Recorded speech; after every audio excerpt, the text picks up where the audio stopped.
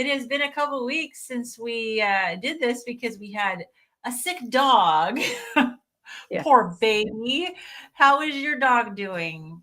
Oh, he's fine. Oh, good. He He had had a his house. liver.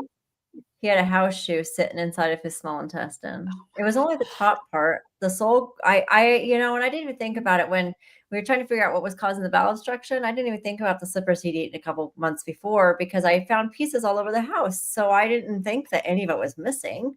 It had been that Oh. long. Yeah. This dog still throws up things that he ate years ago. Like it just sits in his gut. So that Yeah. slipper sat in his gut until it somehow decided it was going to go on down. So yeah, he gets his staples out tomorrow. Oh man. Well, thank goodness he's okay. Yeah. Oh man. Oh my goodness. Yeah. I know No, somebody who has a dog that will like literally eat anything, and he has to be so, I mean, he just has to be so observant and careful about what gets left out because the dog will eat it. yeah. It's Yeah. crazy. Oh, Max does that. And so we're dealing with, I don't know. I think he's coming to the end of his life. He's getting there. He's just turned 17 on August 29th. But he has issues with colitis, and he had this colitis flare, but it turns out that he also had giardia. And yeah, we had taken a stool sample and it tested positive for giardia.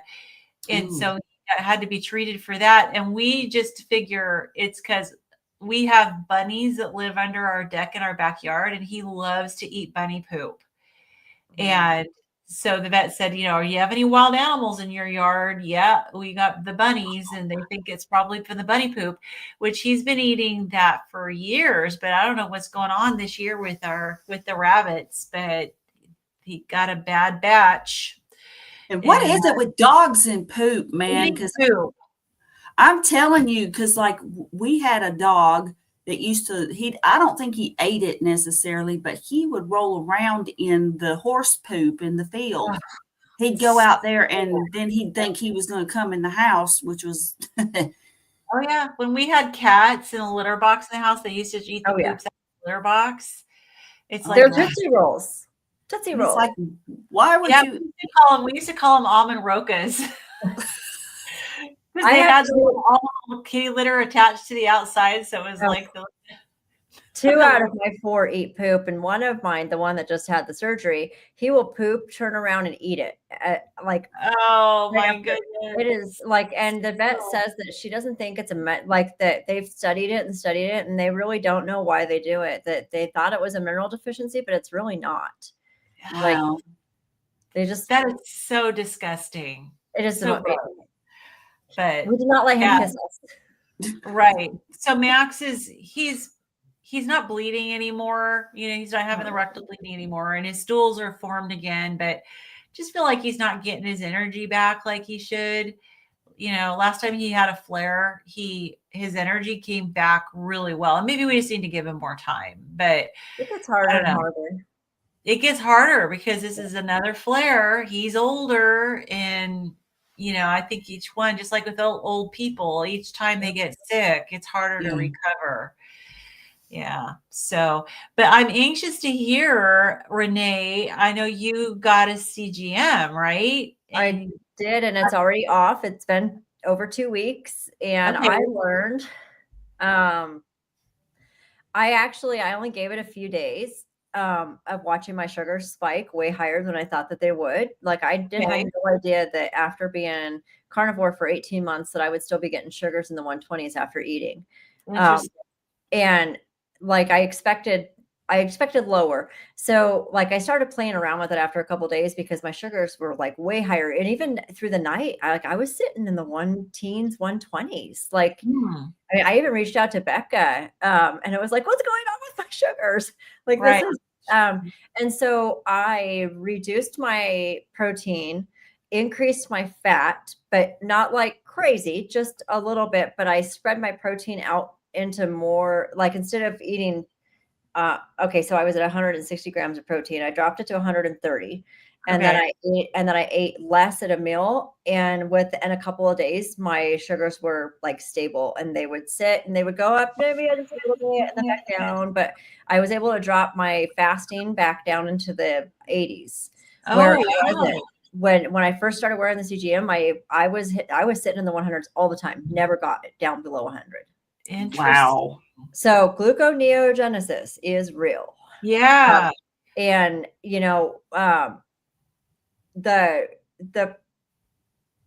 there's a lot of question about moderate protein, high protein, you know, what should you be doing? And I think we're all a little bit different, but I think overall, I'm not unhappy that I did the high protein, low fat while I was trying to get my thyroid fixed. But now that it's fixed, I've got to go back. Like I have decided, I started adding butter to my meals again, and you know, but I'm going to make sure that I maintain a protein level of 100 to 130 grams a day. So at least I know that I'm getting good protein, but I don't need to be like crazy protein. I was shocked at what it did to my sugars.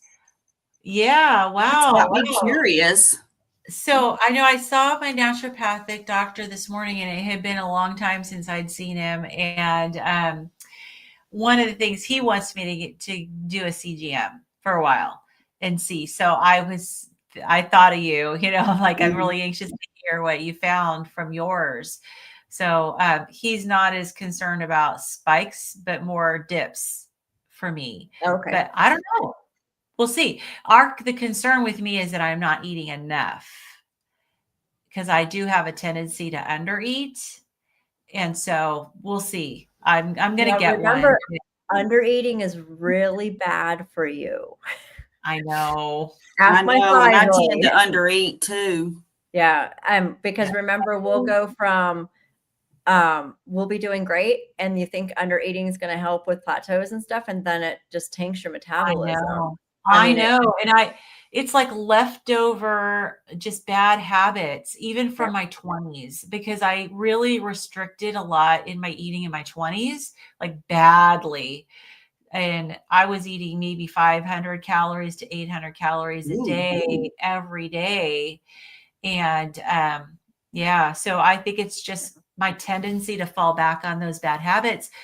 And I struggle with eating a lot in one sitting. So maybe I need to eat like you're doing, you know, maybe spread it out and eat more. I probably should be tracking again. I haven't tracked for a while.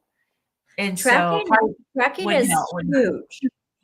When you are questioning what you're eating and how you're eating and what your macros look like I want carnivore, I don't want keto to be as easy as you can for everybody, because you don't want to make it hard. But at the same time, if you're at a point where you're trying to figure out what the heck is going on, tracking is the best thing to do for a few, even in just a few days, you'll figure it out really fast. Oh yeah, that's what I found last time I tracked, is that it only took a few days for me to figure out where I was at. And my big thing is that I have decent energy. I mean, way better than I did before, but it could be better. And I don't know if it's that I'm not eating enough, or because my sleep isn't perfect, but it's also not bad. We checked my watch tracks my sleep. I'm getting enough deep sleep, and my sleep isn't horrible. But so we're thinking maybe it's that I'm not eating enough. So we'll see. I'm going to order a CGM, and I'm going to wait until after we're back from Tennessee. So we're flying to Nashville on Thursday, and we're going to be there for a week. And we're going to go to the Low Carb for Better Health conference, Healing Humanity. We're going to be there as a team. And then I'm going to be visiting my cousins in Chattanooga. Nice. And then I've got it, and then headed back to Nashville. I've got a nephew and his wife and family that are in the outside of Nashville. So we're going to spend a week there. And I liked Nashville a lot. Like, this is the second time this year that we'll have been there. That's awesome. I wish I could go. That's right. Yeah, that's where I finally met you in person. Yep. Yeah, we went to let's see, that one was the Humanity. Yeah. I'm trying to remember that little area. It's outside of where Dr. Berry lives. It's west of Nashville, but Yeah. It's How about far from maybe, Nashville do you live, Carrie? how far do I live? I How live far on do you from Nashville. live? Mhm. Um, it's about maybe 15 miles, if that. It's Oh, I'm in oh. metropolitan Davidson County, which, Well, you know, maybe we can get together, even though you're yeah, not coming to the conference. yeah. Yeah, we'll How have long to are put you it going to be in the area? a week. Oh, cool. Okay. But So, 2 I mean, days, but but like, 2 days I'll be in Chattanooga. But other than that, I'm in Nashville. yeah, let's do it. Let's meet up somewhere. Yeah, we definitely Um, need to do that. yeah, like So, there's a really good barbecue place, Edley's, that's it's in the Donaldson area, which is outside of Nashville. There is another one, but it's like in town, and mm, Nashville can, and they do have good restaurants downtown. Don't get me wrong, but if you actually like get into Nashville downtown, there's like gazillions of tourists. The traffic is terrible. Parking is terrible. Whereas if you go to yeah, Edley's, like in Donaldson, it's a little bit outside of Nashville. It's kind of a trendy. Well, they've done regentrification. You know, it's an old neighborhood, but I mean, they've done a lot of improvements, and now it's got like yeah. little shops and all kinds of stuff around. But Oh, well, um, we did the touristy stuff last when we were there in the spring. We were there in yeah. April, and so we got to experience the downtown area where all the honky tonks are, and all Oh, the the tourists. pedal taverns. Yes, all of where the that. little where the little chickie babes who are at the bachelorette parties are riding around. Seriously, they've got these Absolutely, things. the They're pedal bars. yes. Yes, yeah, So and the there's a bachelor guy party. driving. They call them pedal taverns, but it's like it's an open, almost like a little bus, and a guy's driving it. But then there's seats along the side, like benches And along they're the side. pedaling and they're drinking and there's music Mhm. playing and stuff and they're having fun. Mhm. So, And yeah. we call them the woo girls, kind of after How I Met Your Mother, where they talk about the Oh, okay. woo girl, where they go woo over everything. That's right. That's right. Yeah, we went to Grand Ole Opry, which was fun. So I don't know if we'll be able to hit that again or not. We'll see. Yeah. But yeah, that was fun. So awesome. Good. Well, yeah, so we're gearing up for travel. We'll be 2 days from now, we'll be in Nashville. So that'll be awesome. But all right. Well, for those of you who are new tuning in, we are studying and we're going through this book. It is called Ketogenic, the Science of Therapeutic Carbohydrate Restriction in Human Health. This is actually a medical textbook and it is very, very meaty, pun intended. And yeah, we're in chapter 3. Now, this is not like a book club, so we don't read ahead. We actually read and discuss as we go. And it is taking a very long time because we just do more chatting than we do reading, but we're making our way through and learning some things as we go. And hopefully, and sometimes we get some really good conversation in the live chat helping us out. And if sometimes we have Dr. Nelson come in here, in the chat and help Mhm. us, which is always nice. But we are on page 128. And this is this is the endocrine chapter. And we have just been going and reading about and learning more about type 2 diabetes. So the section is on managing the patient. Do you remember who left off reading last time? I think it was Renee. So I'll start, and then if I start getting too brain dead, then I'll let you take And over. I'll jump in. Okay. Okay, great. So we are on managing the patient, correct? That's the Yes. one. Okay, great. Okay. So it's managing the patient, therapeutic carbohydrate restriction for type 2 diabetes. The treatment of type 2 diabetes includes any interventions that lower the glucose concentrations in patients and includes lifestyle changes, surgery, oral medications, and insulin therapy. All diabetes guidelines highlight, as a first step, the need to change lifestyles and increase exercise, and then stepwise approaches to medication use. For many years, as has been highlighted elsewhere, low fat interventions with exercise have been used, yet the increase in global diabetes rates continued unabated. Here we will focus on therapeutic carbohydrate restriction and evidence that may support its use in type 2 diabetes. So we're at evidence for therapeutic carbohydrate restriction in type 2 diabetes. Systematic reviews of studies of therapeutic carbohydrate restriction compared to conventional low-fat, energy-restricted diets conclude that the lower the dietary carbohydrate, the greater the improvements in glucose control and in weight loss.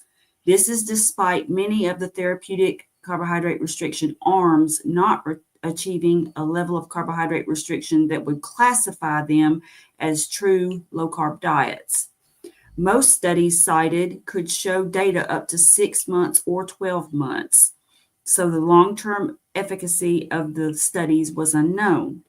In a review by Goldberg et al., 50% of patients who followed low carbohydrate diets of less than 130 grams per day or very low carb ketogenic diets, less than 50 grams a day, could achieve diabetes remission, defined as HbA1c less than 6.5 at 6 months, although those who could stop all medication as well were a smaller group.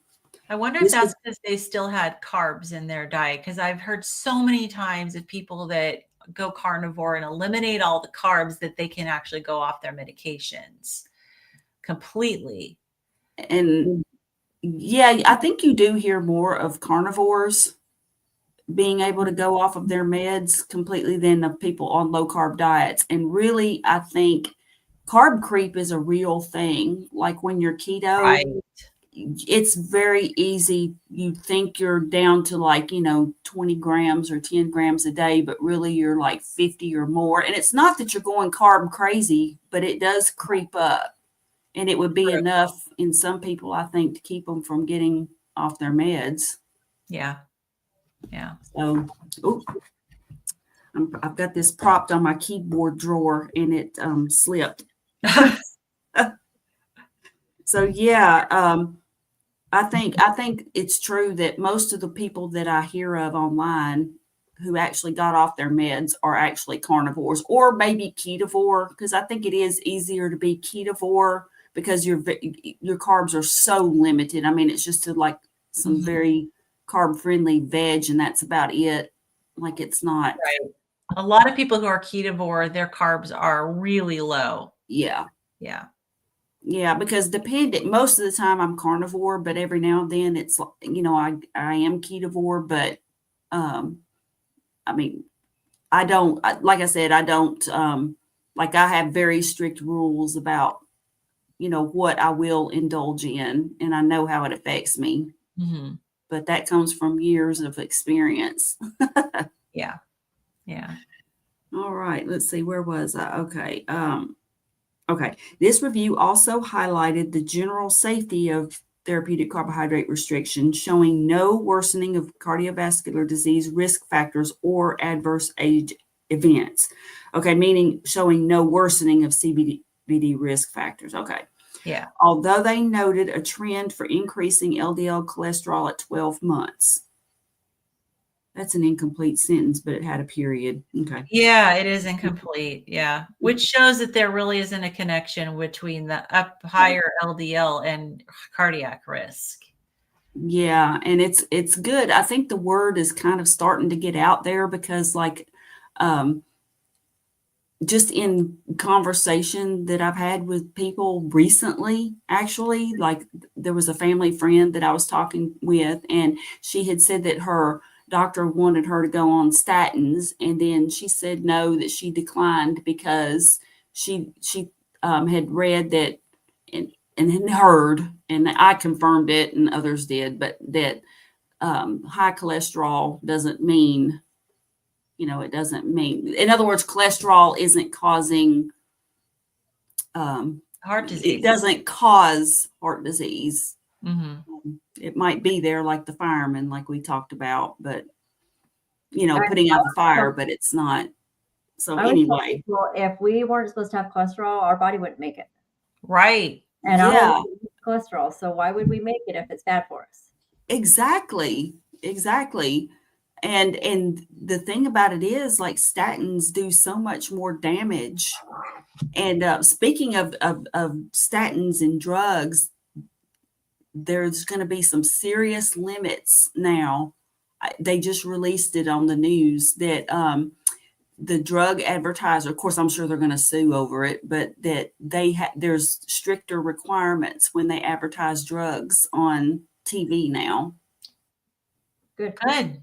So Good. I wish they would eliminate it altogether, but I guess you baby can't steps. Yeah. But anyway. Well, doesn't our body, maybe Renee, you can confirm this. Doesn't our body produce like 85% of the cholesterol that we need? Yeah. So only the 15% comes from our diet.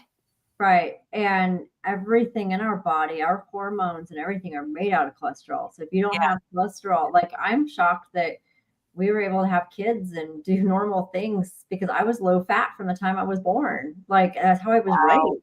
And so we never ate red meat. We didn't eat fat. My mom was on this cholesterol train. Right.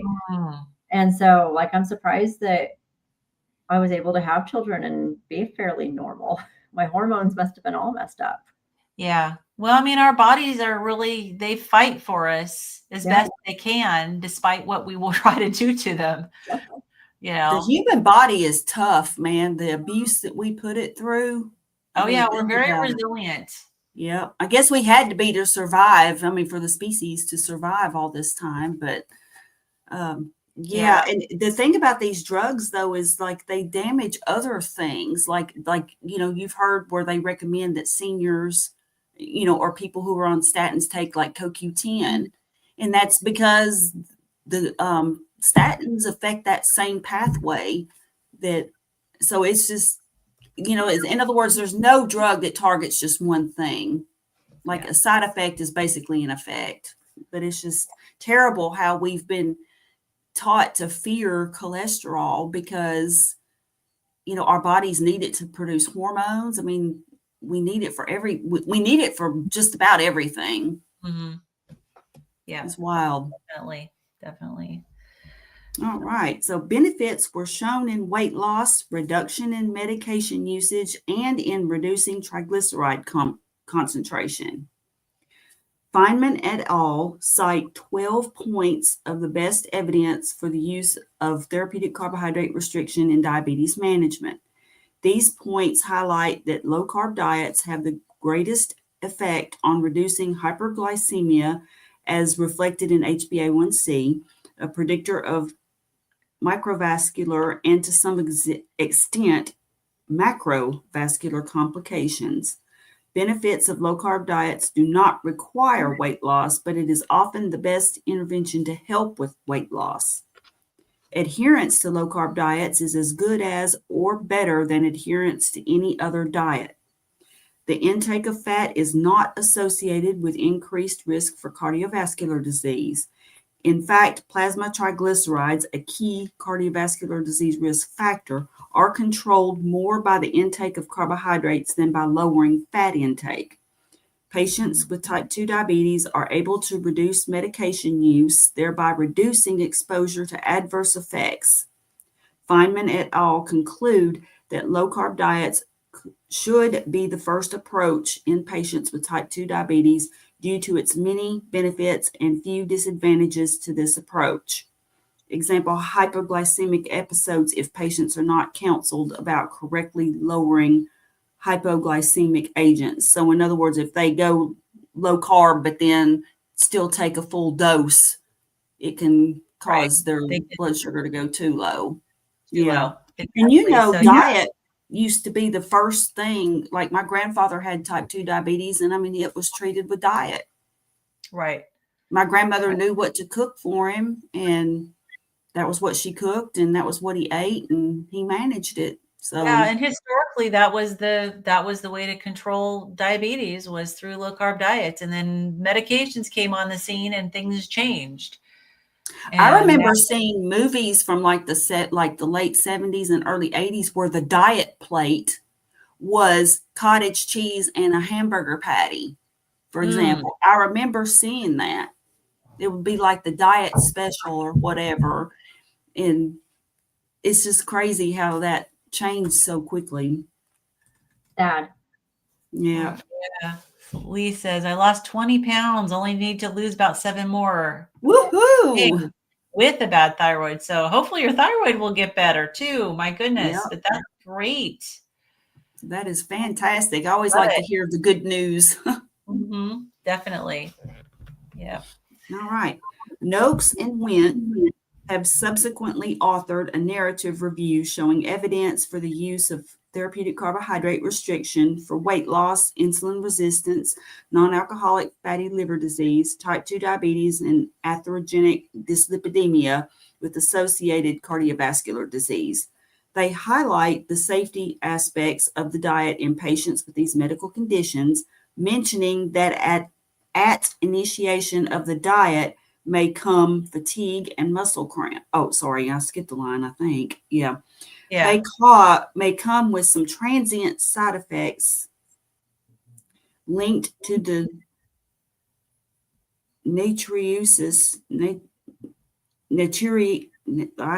what is this word? Natriuresis, is that Natriuresis of That's more fasting. peeing.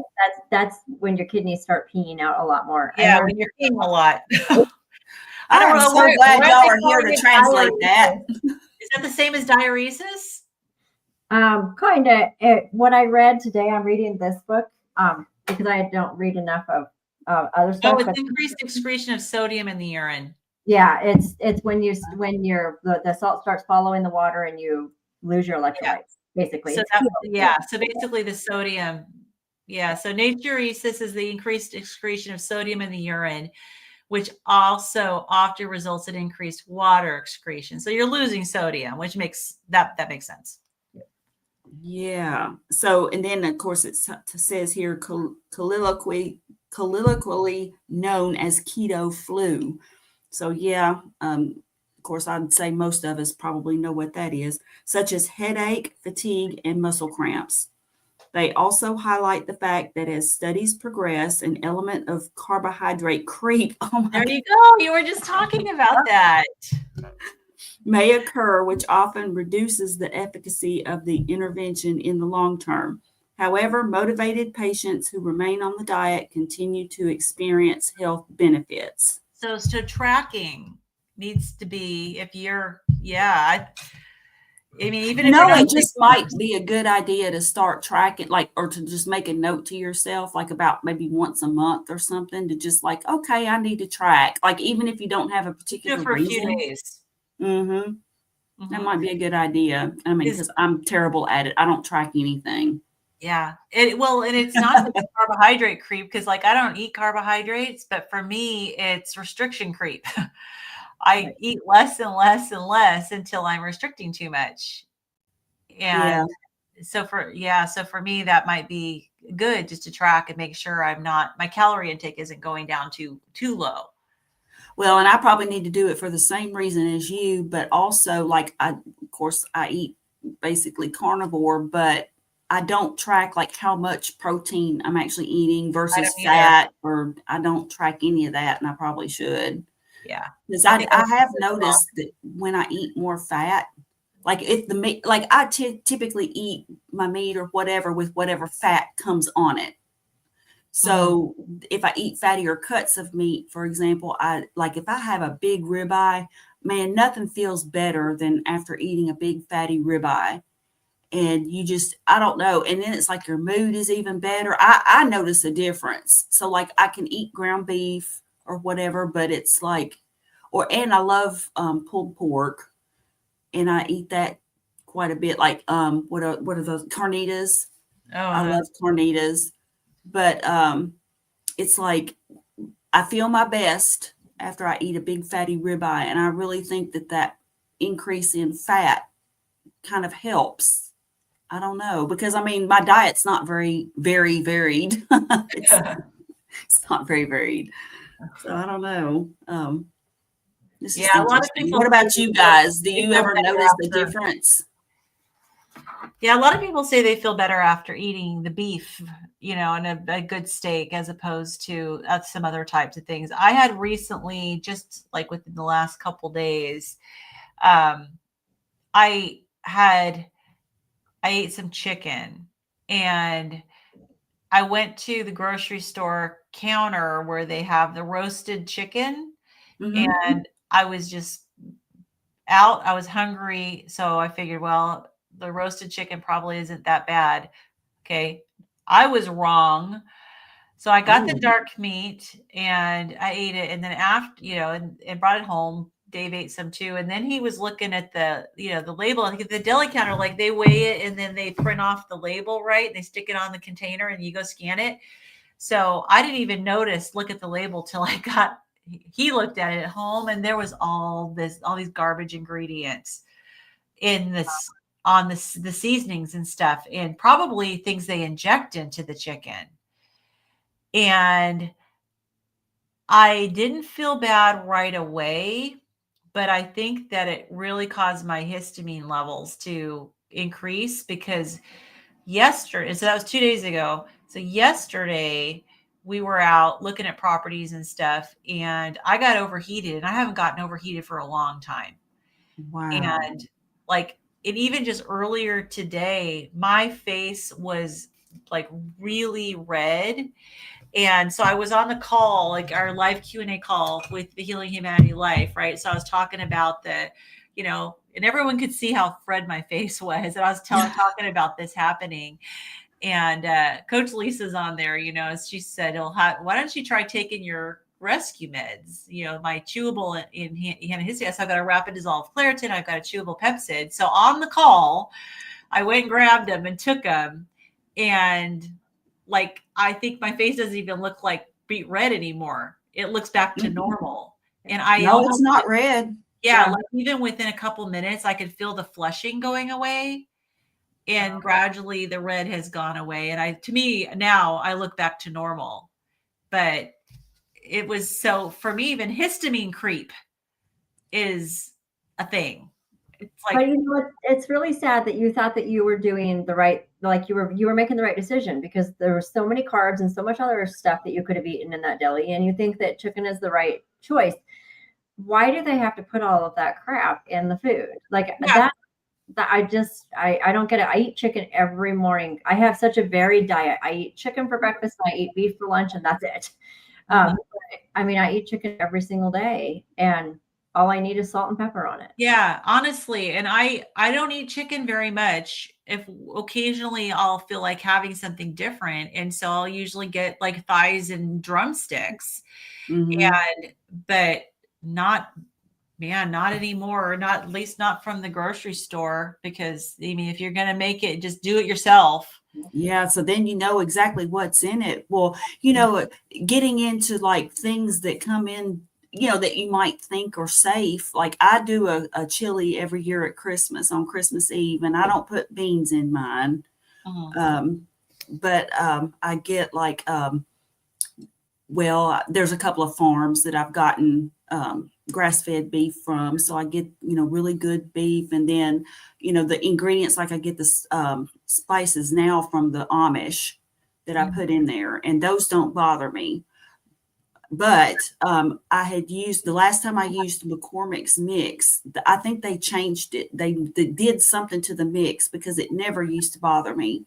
And about 3 years ago, I used it. Because, I don't eat chili really hardly ever, except for around the holidays when I make it. I might make it one or two other times throughout the winter, but in other words, it's just not something I eat a lot. But about 3 years ago, well, maybe 4 now, because I have time passage disorder.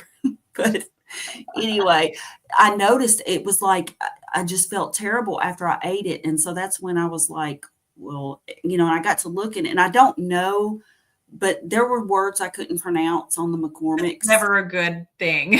And so I don't know for sure that they had changed it, but I suspect that they did, which was really disappointing.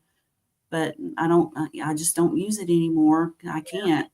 The one thing that I learned about McCormick's, and you have to really watch it, is they put seed oil in almost all of their spices. I was going through my sister's cabinet looking for something to use when I was there, and I was like, well, not this, well, not this, not this. Because why put seed oil in spices? Why? I don't get it. A lot of times they'll put a anti-caking agent, which is a little more understandable. Right. because, you want it to sprinkle, right? So they put an anti-caking agent. I don't know. Why would they put seed oils? What is the benefit of that? You're right, Carrie. There's so many ingredients you can't even pronounce on it. And it's just supposed to be spices. Mm-hmm. Yeah. And I don't think it's always been like that. I don't remember it, but yeah. Yeah. BJ's. Oh, we don't have a BJ's where I Oh, live. you don't? Oh man. We So do. it says they sell the whole rotisserie for $5. The guy I talked to says they don't do anything to chickens before putting them in their oven. I think everyone is different though. Oh yeah. I wish that was the case. I've had BJ's and it hasn't bothered me. Like I've been with my daughter and we've gone to BJ's and, we'll get one to share. Like, well, she'll take the rest of it home to Corey, my grandson. But anyway, and I've eaten some of it and it hasn't bothered me. I generally don't buy chicken. I just don't eat it as a general rule, like to But just that's fix good it to for myself. know. It's good to know as we travel, if we're in an area where there's a BJ's, I'll know that I could probably get their chicken and be okay. And yeah, and you're also good if you go to Buc-ee's. Buc-ee's has great beef jerky. They don't use any preservatives or stuff in it. So, I mean, don't do like I did the first time I bought it and buy a whole bunch if you're not going to eat it like within a few days, because like you can refrigerate it, but I mean, after a while it gets like really hard. So you just, because there's no, like I said, there's no preservatives in it, but it is great beef jerky and their brisket is fabulous. And you don't have to get the sauce. I mean, they'll give it to you. I've had Buc-ee's brisket. It is really good. And I have to be careful. I can't do too much. I used to not be able to do any brisket because of the smoked. I could do a little bit now. Yeah. Just not too much.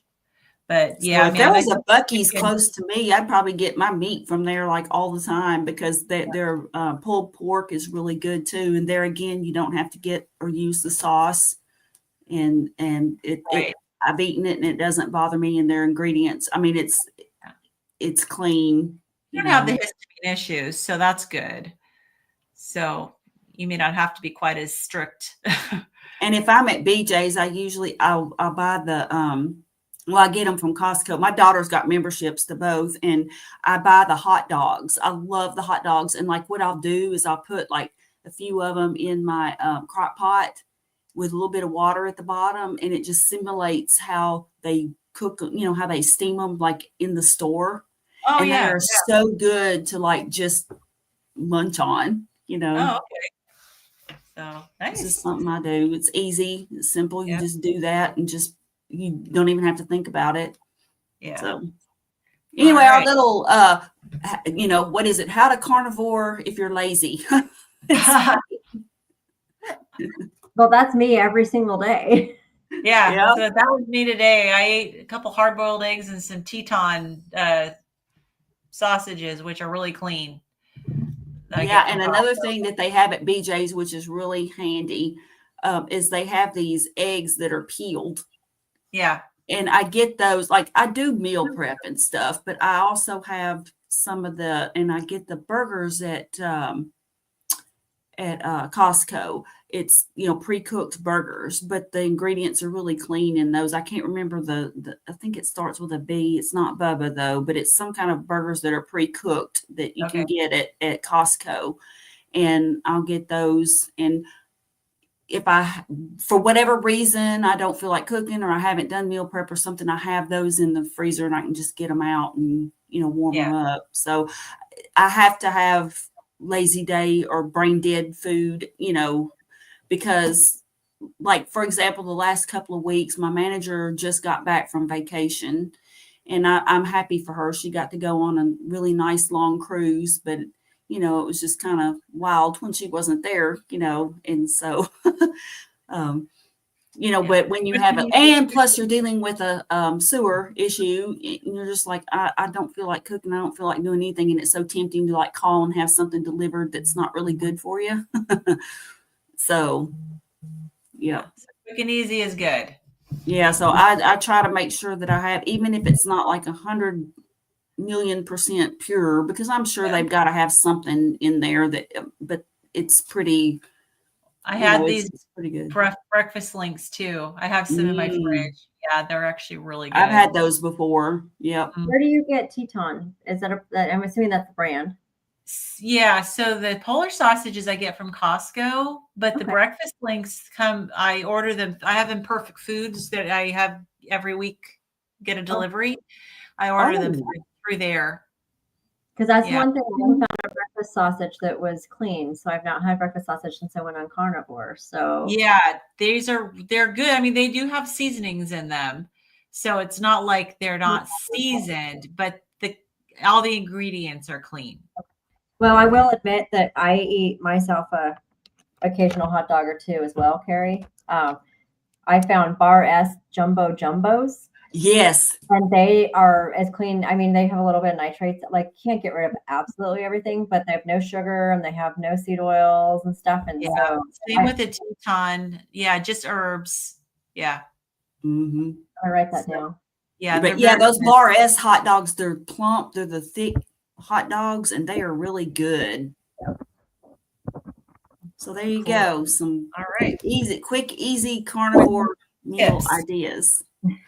All right. So, okay. Brown's, which is the name of somebody, Brown's offered an alternative to these views where he looked at further evidence for or against the use of therapeutic carbohydrate restriction in overweight or type 2 diabetic patients. In his review, he shows evidence for good quality high carbohydrate, like paleo, high fiber diets, like the Semini people of South America. Diets being healthy in certain populations, but that when those populations introduce poor quality refined carbohydrates like sugars into their diets, their health suffers.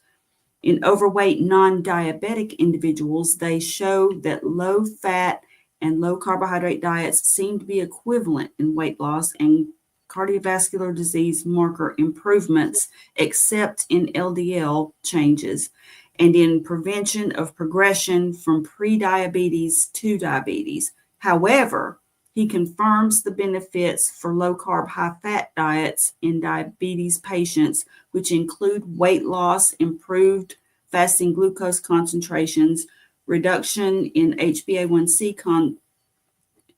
concentrations, reduction in medication use, reduction in hypoglycemia, and improvement in cardiovascular disease markers. His final comments are cautionary and suggest that while low-carb, high-fat diets in the short term are beneficial, long-term evidence is needed. It would help if they do long-term studies. I mean, they admittedly aren't doing long-term studies. So how are you going to get long-term evidence if you don't? But then here's the thing. I'm like Dr. Berry in this. I think anecdotal, which is good. The long-term study to me is our ancestors and what we ate up until about 50 years ago or 40-ish years ago.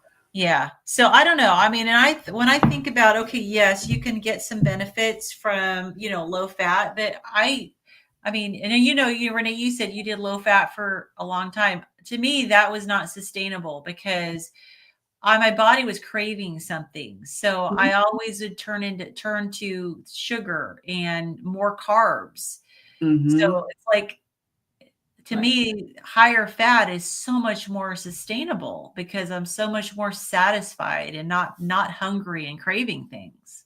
And if you look at it like the 80s, 90s, 2000s, the whole time I was low fat. I mean, that was crazy low fat. You didn't use fat. Oh, yeah. But like, even when I did low fat carnivore, I was still hitting 60 to 70% on my macros for fat. So I wasn't like, it really wasn't low fat compared to what I did the entirety of my life. It was just low fat compared to what I did when I started carnivore. Now I'm still hitting like my macros. I only tracked for like a week while I was using the CGM because I wanted to see what it looked like. And I'm back up to like 70 to 75% fat. So I mean, and I'm gonna stay there. I feel good. I'll tell you, my hot flashes are getting better again. Good. Better again. And I really, my husband and I have been talking about it way before I did the CGM that it was the fat. Like truly, I had gotten rid of the hot flashes completely at the beginning of carnivore, and then they came back when I went low fat. So, I mean, what's that tell you about your hormones and fat? Oh yeah, absolutely. We need fat. Yep. Quality fat, not seed oil fat. Right. Right. And,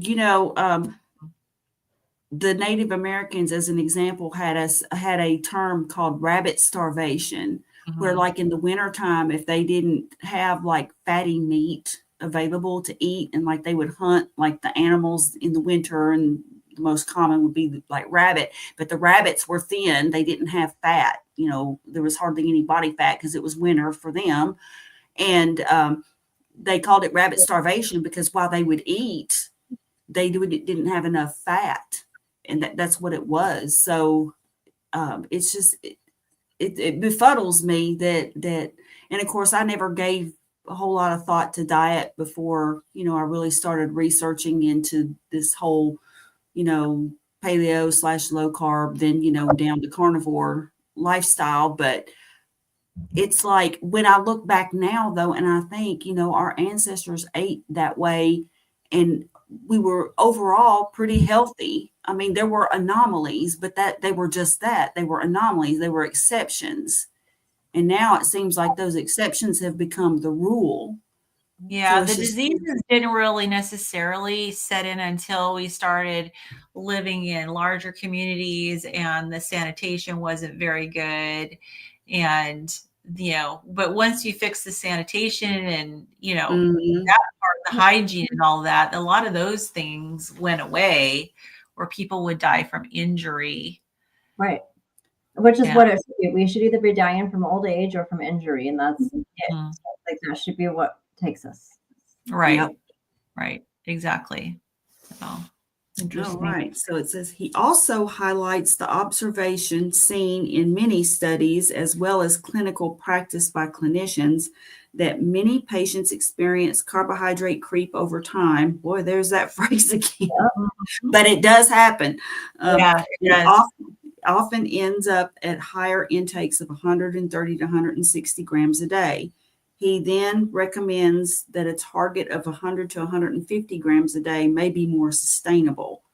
The major problem with the review is that he gives no alternative recommendations for controlling or reversing diabetes effectively.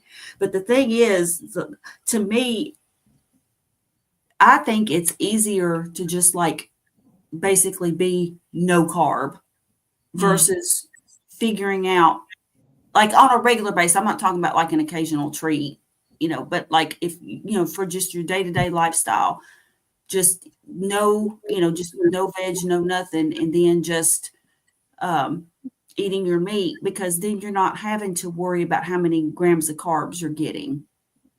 You don't have to worry about carb creep because like you said, Lynn, if you're carnivore, and you just eat your meat, you're there's a few carbs that naturally occur, but it's but they're animal-based. They're animal-based carbs. Like an egg has a carb. If you do dairy, there's some carbs. Cottage cheese, I was eating cream cheese last night with pork rinds. The cream cheese container. I was like, oh, I probably should stop now. Because there's carbs in it. And I'll admit, like sometimes I'm more ketovore than carnivore, and I've added ferments and some avocado back in. And avocado has 12 grams of carbs in it. Great fat, but it's got 12 grams of carbs. So if you have somebody eating avocado with every meal and eating vegetables with every meal, the carb creep is real. Oh yeah. And Bill says some say treat and some say cheat. Well, for me, it's pretty rare. Like on my birthday, I had some steak and shake fries that were cooked in beef tallow. That was the first time I had, like fast food fries in years.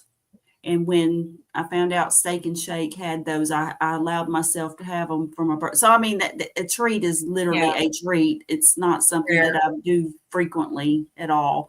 And I have rules, like I don't eat bread.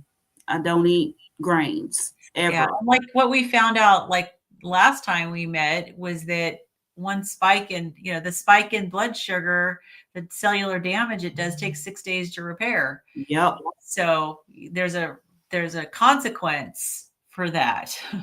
The one thing I saw with the CGM too, speaking of the spikes, was that when I started to eat butter, like I stayed at the higher protein and just started adding butter to my meals. And that really did make my sugars not spike. We read that, I think last week, that adding fat to your food, it will help prevent sugar spikes. And I did notice that it really made a difference if I ate fat with my food. Yeah. Man, I'm gonna have to get a CGM. I just need to check that out. Just to see. It was an awesome experiment. Yeah. Yeah. I'm gonna wait to do it until I'm back from Nashville. But I'm definitely gonna wait. One of my goals for Nashville, I'm gonna try. Like, I always gain some weight when I travel, and I'm thinking it's because I tend to allow myself more cheese when I travel. So I'm going to see if I can not gain weight this trip. And that will be nice if that happens. So let's see. Bill says slows digestion, GLP-1 hormones kick in. Yep. Yeah. So, all right. All right. So let's see here. Okay. Oh, and then of course the person who gave that review, it says here, just to reiterate, that there was no alternative recommendations for controlling or reversing diabetes effectively. So in other words, it's kind of ironic with that the person says that low carb, high fat works. And, I understand for some folks, the sustainability is hard, but then there's no alternative recommendations. So it's like, well, then I think if there's no alternative recommendations, then I would say that unless you want to take meds, that your best option is to eat low carb, high fat. I mean, that's just kind of my logical conclusion. Makes sense.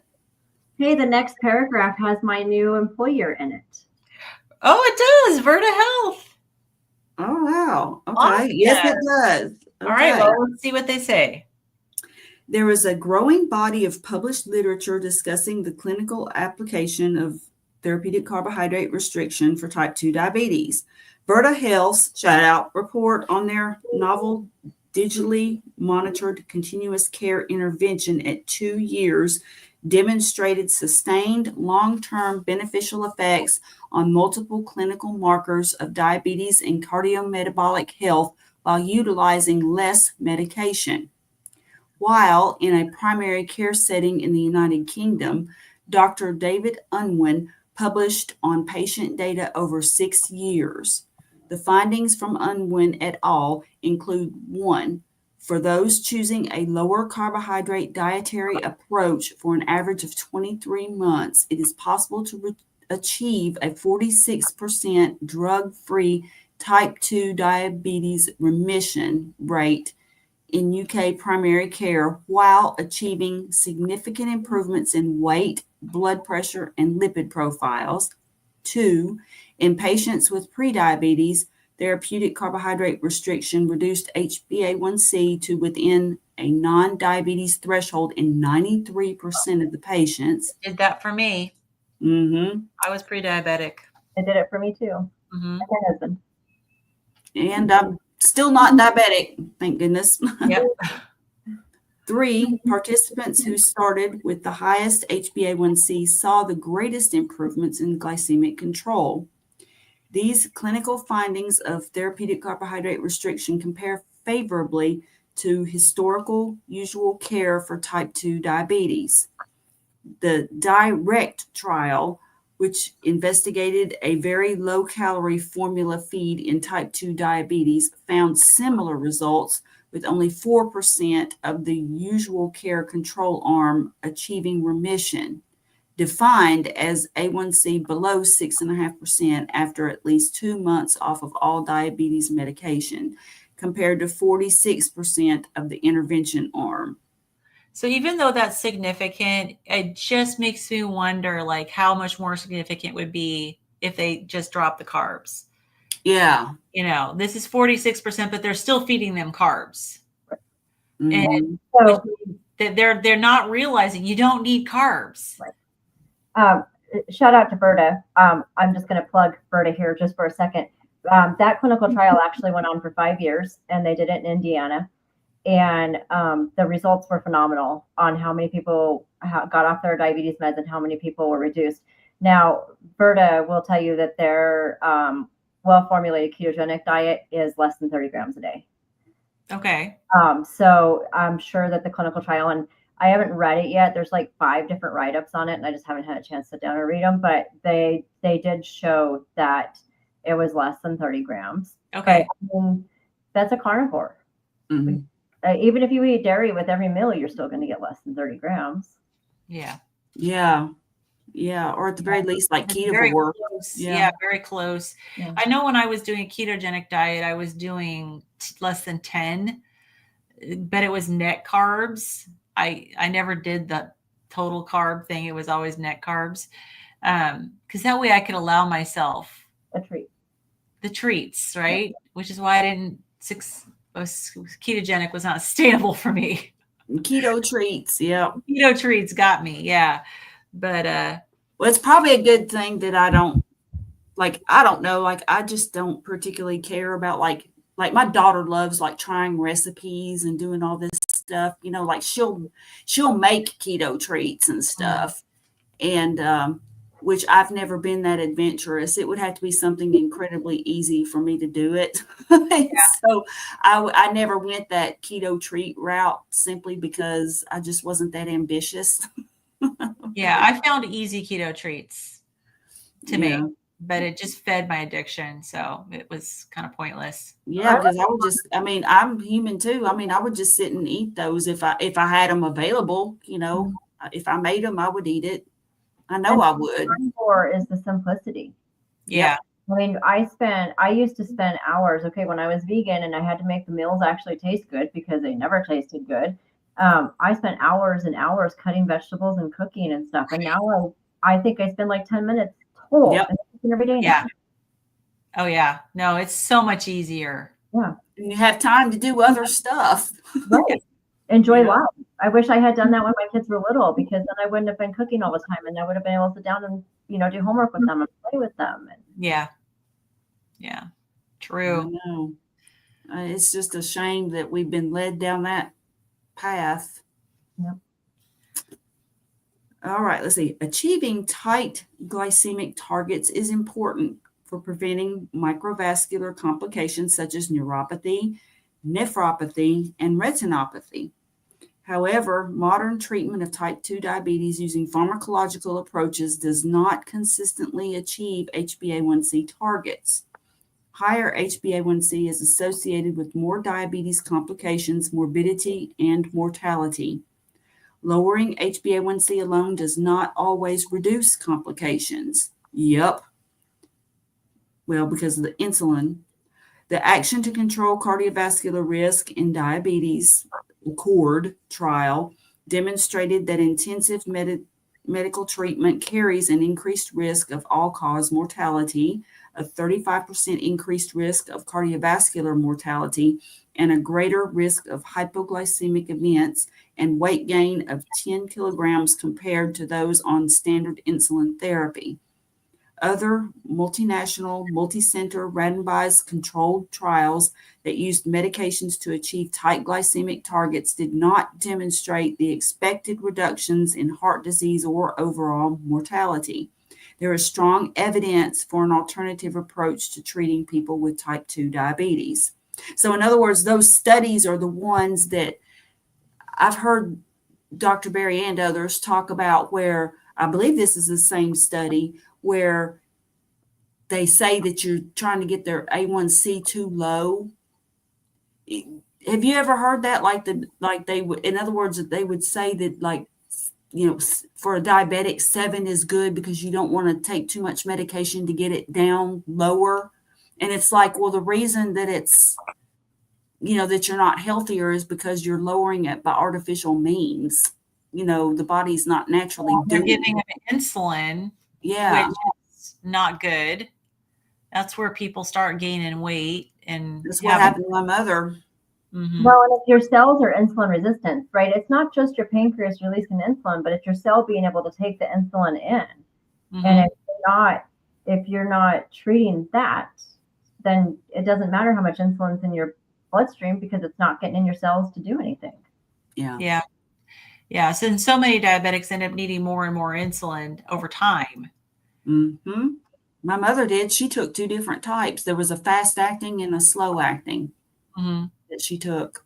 Yeah, it's really common. Yep. Yeah. Evidence for therapeutic carbohydrate restriction in patients with type 2 diabetes continues to show improvements in glycemic control, reduction in medication use, good safety profiles, and improvement in cardiovascular disease markers. Long-term outcomes in cardiovascular disease improvements still need to be shown. Notably, studies in low-fat diets have not yielded any beneficial improvements in cardiovascular disease outcomes. See Chapter 4. There is no reason to suggest that therapeutic carbohydrate restriction should not be offered to patients with type 2 diabetes as the first-line therapy and to continue to support patients who are interested in following this lifestyle or who have already started to follow it. Despite the acceptance of reducing carbohydrates as a powerful option in type 2 diabetes management, there is still a certain amount of clinical inertia and a large gap between awareness of the benefits of this intervention and practical application. That's a really nice way of saying, despite the evidence, doctors still aren't recommending this. Exactly. Yeah. Exactly. Yep. Clinical inertia. Inertia. That's great. That's such a nice way of saying the doctors are not paying attention or they, I don't know. Yep, they're just inert. They're inert. It's the same way they feel about carnivore. My neurologist will still tell you today that it was a miracle that I'm better, not that I did something to do it. Because you changed your diet. Right. Whereas with everything else that they're going to evaluate, they're going to look to see proximity to some sort of change and say that there's probably a good chance. It's Occam's razor, right? There's a good chance that explains it, but not with this, Right. You take a medicine, like say you take a new medicine and you start to have a rash. What do? They say, well, maybe you're having a reaction to this medication. But you change your diet and you start to improve, no connection. Yeah, none. Yeah. Even in the recent 63-page publication in The Lancet from the Lancet Commission on Diabetes, which embodies 4 years of extensive work to make recommendation to improve clinical practice, carbohydrates are only mentioned once and only in relation to adjusting insulin doses. And that is also true of the American Diabetes Association and people here in the U.S. I'm going to put on my conspiracy theorist hat and say that the pharmaceutical companies probably have something to do with this. Yeah, I think you're right. There's so much funding that comes from the pharmaceutical companies. And honestly, if people go on a low carb or no carb diet and don't need their medications anymore, what are they going to do? Right. And I think that in the medical schools are subsidized by the pharmaceutical companies too. And so what are doctors taught in medical school now? They're taught how to give medication. How many of our nursing textbooks and the medical textbooks are published by Merck? Right. And it's not, let's find the, root cause was something that I didn't even, until I embarked on this journey myself and tried to figure out how to heal myself, root cause wasn't something that as a nurse that I ever thought about. I never gave any thought to, well, why are you actually sick? It's just, here's a medication, but the root cause is so much more important. Yeah, we weren't trained to think about root cause. We were trained to just give them medication and different nursing interventions that would get them stable. Yeah. Not cure them. And that's really sad. I mean, it is because we should be healing people. And it's sad. Like that the human body has been sort of cut apart. Like you have your brain, you have your, like ear, nose, and throat area. You might have your heart, you have your, kidney, all of it. But like your specialist, podiatrist, you have just these specialists for all different parts of your body. And while there may be some necessity and some, depending, no doctor is going to know everything about every body part, but it's like your body is not a cohesive thing. It's not like it's one thing. It's like it's all of these parts, and each part is treated differently rather than treating the body as the whole. Right. Which is what functional medicine does, is it looks at the body as a whole, it's holistic medicine. It's not just the body. It's also, your mind and your spirit, like it's everything, because stress is one of the biggest killers and biggest things that affect our bodies. Mm-hmm.